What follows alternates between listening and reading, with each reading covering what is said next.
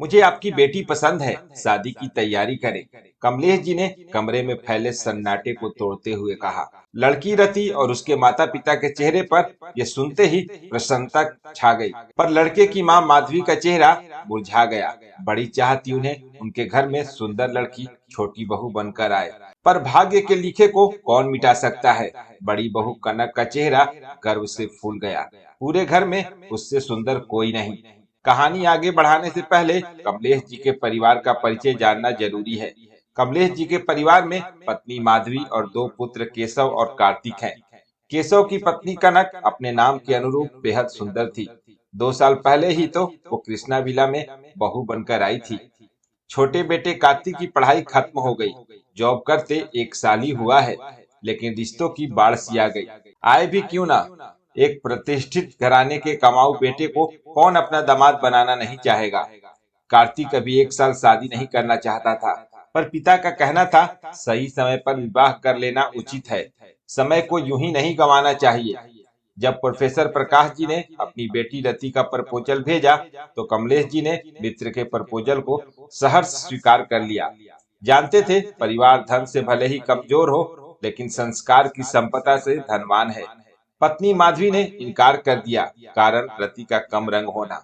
रति का रंग जरूर कम था, लेकिन लंबे बाल और कटीले नैन नक्श किसी को भी अपनी ओर आकर्षित करने में सक्षम था।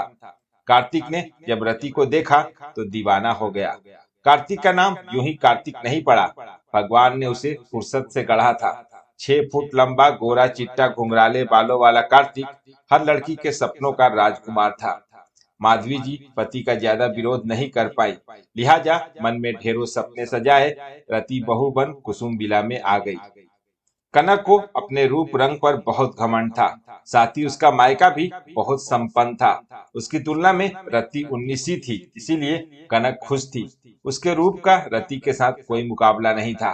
पर कनक भूल गई थी सिर्फ बाहरी रूप से काम नहीं होता है, क्योंकि ये अस्थाई नहीं है। पर आंतरिक रूप के आगे सब कुछ फेल है, ये अस्थाई जो होता है। धीरे धीरे रति ने अपने मृदु व्यवहार से माधवी का ही नहीं, बल्कि परिवार के हर सदस्य का दिल जीत लिया। लोग पहले उर्वशी उर्वशी करते थे, अब सबकी जुबान पर रति का नाम रहता था, जो कनक को नागवार लगने लगा। रति को वो देवरानी नहीं दुश्मन समझने लगी। परिवार में उसे अपनी सत्ता हिलती हुई दिखाई देने लगी। रति तो कनक में अपनी बड़ी बहन की छवि देखती थी, लेकिन कनक उसे हमेशा नीचा दिखाने की ताक में रहती थी, हमेशा उसको उल्टी जानकारी देती थी। एक दिन माधवी जी ने रति को बुलाकर बोला, मेरी बहन शादी में नहीं आ पाई थी, कल वो 2 दिन के लिए आ रही, तुम उसकी पसंद का ध्यान रखना। जी माँ, मैं मौसी जी का पूरा ध्यान रखूंगी, आप चिंता न करें, रति ने कहा। अगले दिन सुबह रति नहा धोकर रसोई में पहुंची। पीछे कनक भी पहुंच गई। रति, मौसी जी को दाल की कचौड़ी, कढ़ी और करेली की सब्जी बहुत पसंद है, तुम यही बनाना।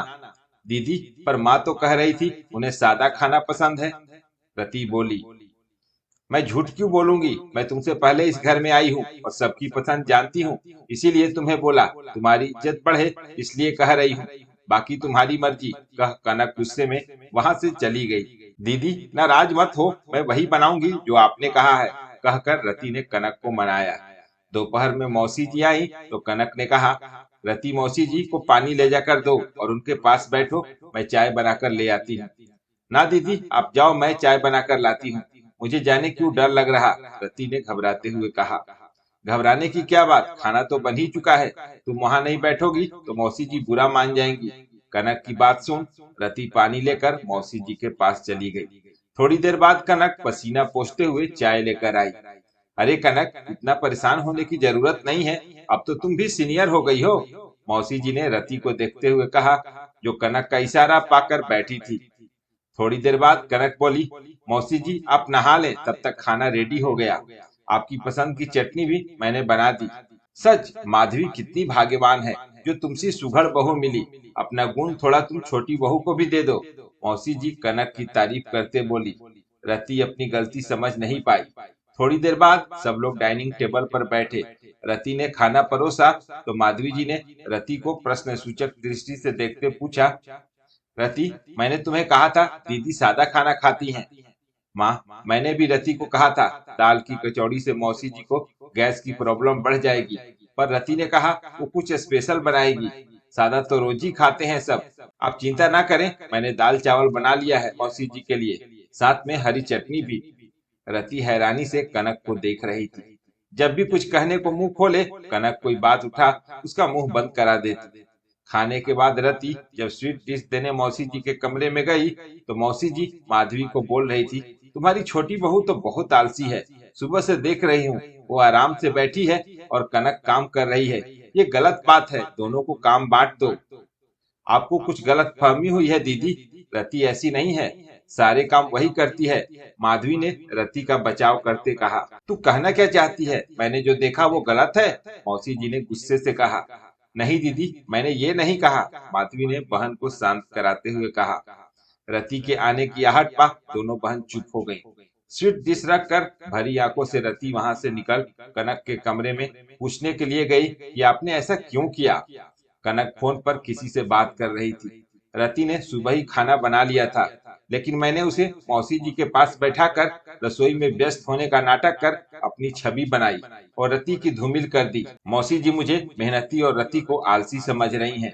इस तरह मैंने एक तीर से दो निशाने साध दिए।